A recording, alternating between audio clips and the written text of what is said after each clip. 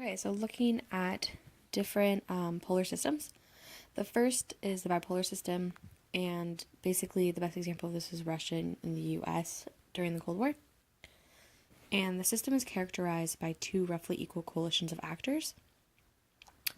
There may be other important actors, but they are neutral and do not threaten, either singly or in an alliance, the two predominant blocs. This configuration closely resembles a system that existed after World War II and featured the United States and its allies against the Soviet Union and its allies. The hypotheses of this theory are: 1. Try to eliminate the other bloc. 2. Fight if necessary to limit the other bloc, but only if the risks are acceptable. 3. Increase power relative to the other bloc. 4. Fight to avoid elimination or subordination by the other bloc.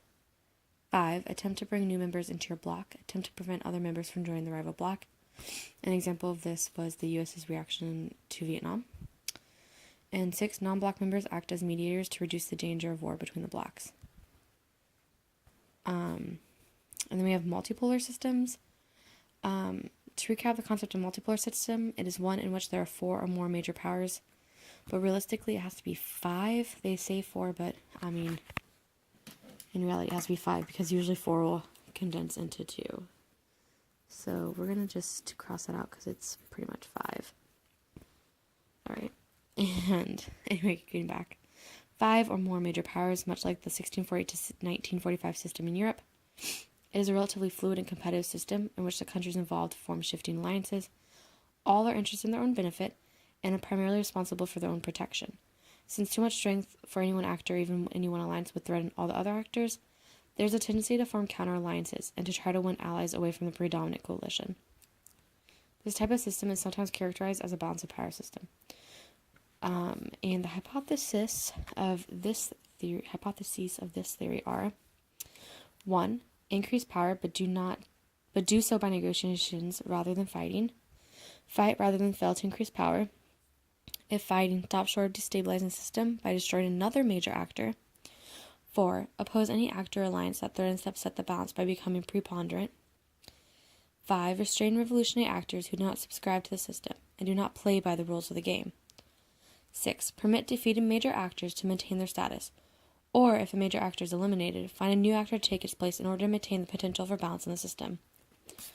In the system, fighting declines over time.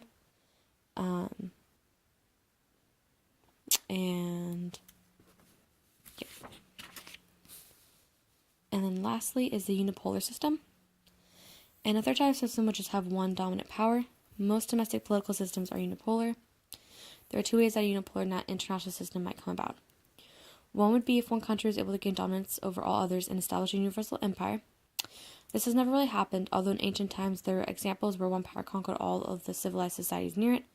The Roman and Chinese empires at their height are the best examples. There are certainly other civilized states in the world, but they did not border on the universal power and were only dimly known to it. Another path to unipolar system would be through some form of world government. In this system, the single major power would be a world organization such as a much strengthened United Nations. There might well be subordinate actors such as the current states, and they might even have a level of autonomy, but they would be governed by the central power matters that affect the system or the other subordinate actors. You might note as an aside that this model of an international system bears some resemblance to the U.S. domestic structure and its federal-state relationships. The exact rules would depend on which model of unipolar system took place and on the degree of autonomy of subordinate units. But in rough approximation, the rules might be: 1. Standards of conduct that affect the system and more than one actor would be determined by the central power. Disputes between subordinate units would be mediated or arbitrated by the central power.